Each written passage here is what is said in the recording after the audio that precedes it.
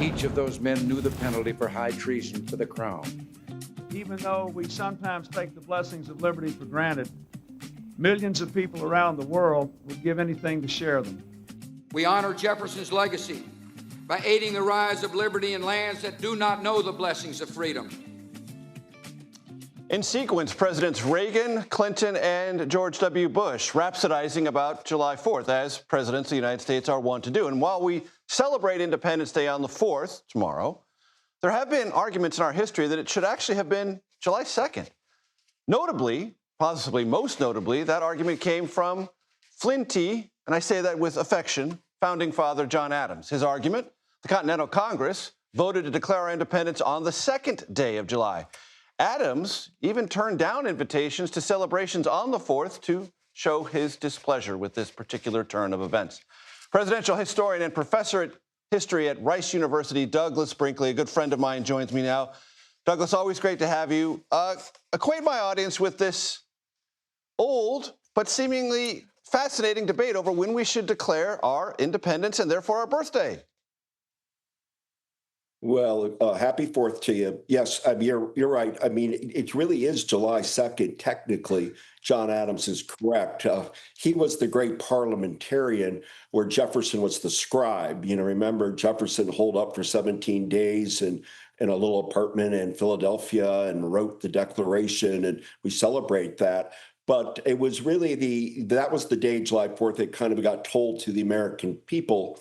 And it got spread, the word of the new United States. So, you know, we've been traditionally bound to July 4th, but Adams and Jefferson feuded for most of their life. I mean, John Adams believed the American Revolution began with the Boston Massacre in his state of Massachusetts. Jefferson thought it had begun with Patrick Henry in Virginia. So they were always kind of gaming each other a little bit. But in the end, the 50th anniversary of the founding of America on July 4th, 1826, they both died.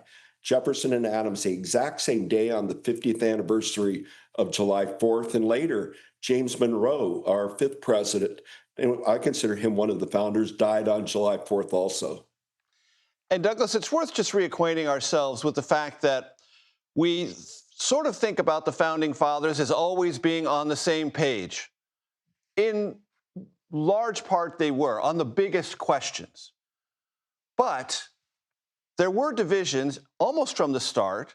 And of course, famously, in one of the most important elections in American history, because it was a transition of power, Adams and Jefferson were very much opposed to each other.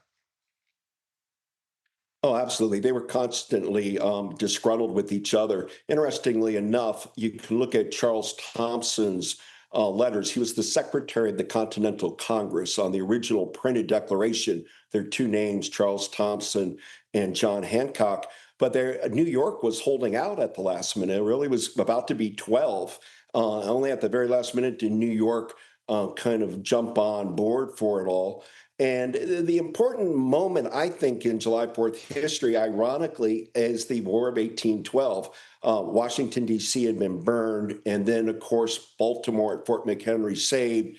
Francis Scott Key's Star Spangled Banner, what we're all singing this July 4th, came into focus and sway and the part of the national really the anthem of our nation. And since then, it's the July 4th fireworks and displays have gone up and up and up. And it's just now the grand American tradition to sing and put patriotic, banter and people dressed like Uncle Sam, or just go out and have a barbecue or a cheeseburger or relax in a state or national park.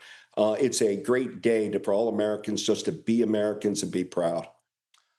Doug, I'm grateful to have you with us, especially on this 4th of July tomorrow, because it will begin a year-long celebration and sort of absorbing of America at 250 years. How should we approach that year-long conversation?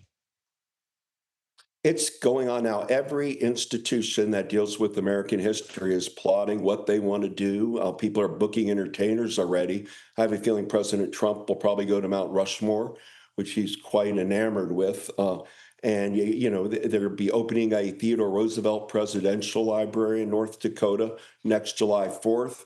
Meanwhile, we saw Donald Trump for the Army's 250th birthday, how President Trump, like that military parade style in Washington. You'll see more of that. And then President Trump's trying to do a kind of sculpture garden of American heroes, and people are going to be debating who should we be honoring, who should we not, who's significant.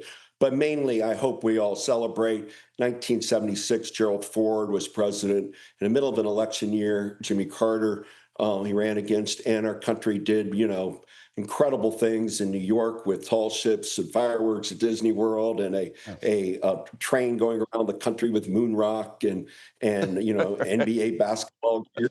And so it was. Well, hopefully we'll be able to catch that spirit, that the old, up to the minute kind of spirit of, TikTok as we head into America 250. America 250 with TikTok. Douglas Brinkley, always a pleasure, sir. Thank you so much.